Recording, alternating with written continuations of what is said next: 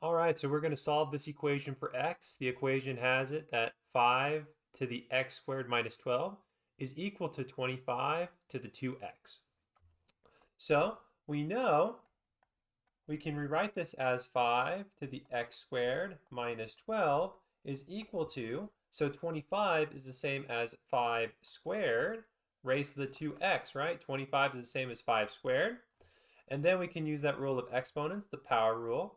So this is 5 to the x squared minus 12 is equal to 5 to the 4x. And now since we have the same base, we know this implies that x squared minus 12 is equal to 4x. Let's go ahead and get into the quadratic form, right?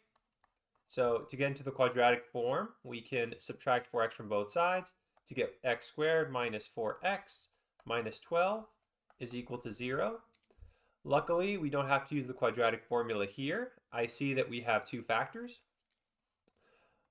We can write this as x. So what plus what gives us negative 4, and that number times that number gives us negative 12. That would be x minus 6 times x minus or plus 2, right? Because x times x is x squared. This will be positive 2x minus 6x would give us negative 4x. And then negative 6 times positive 2 is negative 12. So this does equal that, right? Okay, using the zero product property. So zero product property. We know this means that x minus 6 is equal to 0 or x plus 2 is equal to 0. And then adding 6 to both sides, this gives us x is equal to 6, or x is equal to negative 2 if we subtract 2 from both sides, right? So let's actually test to see if these two actually satisfy this equation, right?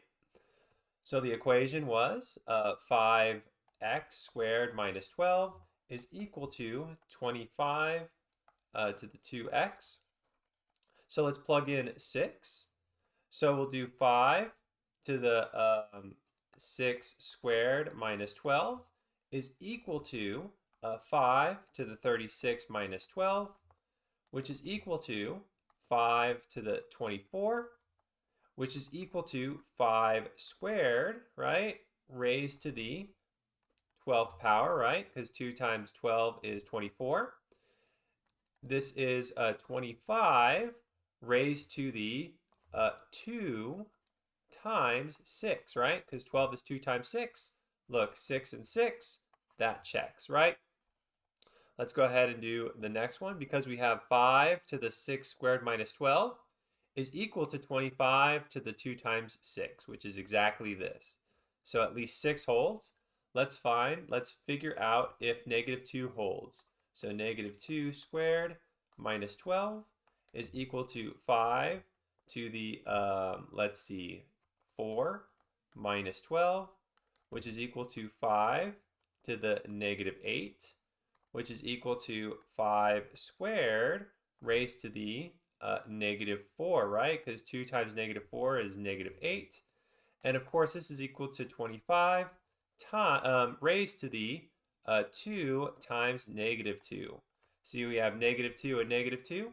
So that checks as well. So our solution set for this equation is, in fact, 6 and negative 2.